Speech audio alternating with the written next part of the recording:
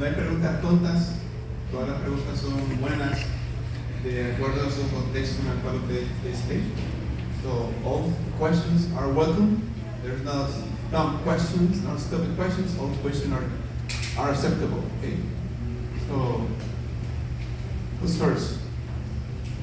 We have actually somebody asked what's the difference between National Guard, Army Reserve, active duty.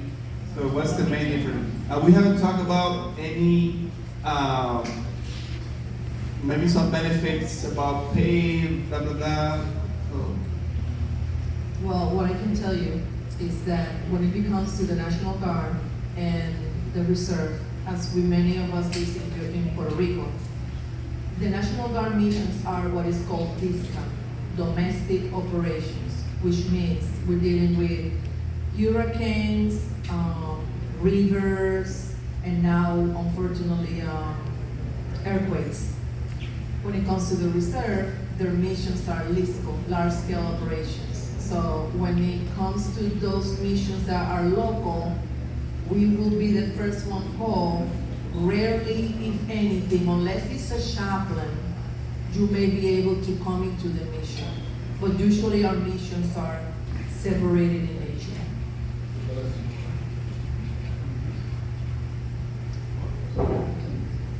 I'll ask a question, Chaplain Ortiz, you know I kind of know the just to get the ball rolling. If you're an Army Reserve chaplain in Puerto Rico, how much time can you expect to be doing things in uniform? La pregunta es, como capellán en la reserva, ¿cuánto tiempo más o menos me requiere tener mi responsabilidad con la reserva?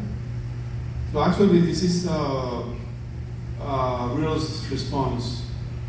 I've been pastor for 34 years, so most of the time being a pastor is like having two wives. Right? You get married once, you go to the other one, right? At the end of the day.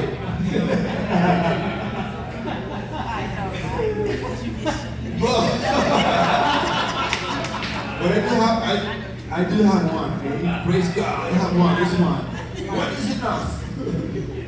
But mainly is to be proactive in how do you manage your time. You store your time management, right? So, in my case, I explain everything to my superiors, my civilian job. Hey, I'm doing this. I explain where we're heading to, this coming summer. So, be transparent with your employee, okay? And then, yes, from time to time, I have to, actually, today I was about to preach in my church. And putting my wife took my place. But sometimes I have to change, uniform in my car many times at the reserves. So, and be able to provide the ministry in the military arena. Okay. So, bottom line is once a week, once weekend. Once a month. Once a month. Normally Saturday and Sundays, and then if you have something really, that's but not, you can do rescheduling. You can RST, it's called rescheduling time, right? But rescheduling training, right? Which you can accommodate your training in a different days, in a weekday basis, whatever. Plus you have minimum 12 days or 14 days of annual training every year. So that counts to your good years. That's another topic we need to discuss. Anyway, so it's keep the right balance, between your civilian job and the military duties. And sometimes it's challenging, yeah, sometimes it's challenging. I love that you said that, sir. So a couple of things, right? As a reserve chaplain, you are twice the citizen, okay? I will be honest with you. I served in the reserve for 8 years. I went co-ADOS on active duty, and then I'm AGR. So I've literally served in almost every conflict. What I will tell you is, as a reserve soldier, it requires a lot. You have to be on top of your paperwork, you have to be able to be at your battle assemblies, you have to do your annual training, which is 2 weeks out of the year, but sometimes you have to do more than that, all right? That's your ADT days. Now, let's say you're required to do something in the reserves, but you've already finished your annual training, guess what? You can still get points. Talk to your S1 because you can still get retirement points. There was a question about, retirement points.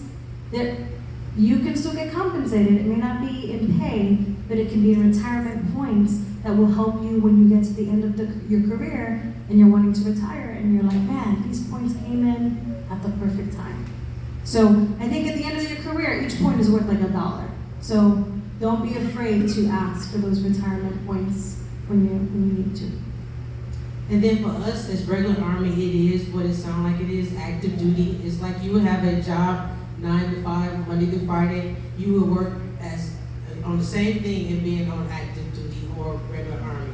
That is your job every day. Now here's what most people always ask, how often do you move? It can be anywhere from 2 to 3 years. It all depends on your assignment and where you're going to, whether it's school. It could be 6 months or a year, but it typically is 2 to 3 years of assignment of where you would go from one duty station to the next duty station. Based on the needs in the Army, you can always request where you would like to go. Sometimes that does work out, and other times it don't. So, but that's pretty much for the regular Army, or what we would call active duty. So, previously, maybe I didn't present the question properly, but for example, I'm a staff sergeant, 16 years service. If I transition to NCO to officer to chaplain corps, does my 16 years count as the P6 on that day and start as a chaplain from that moment, or how that works?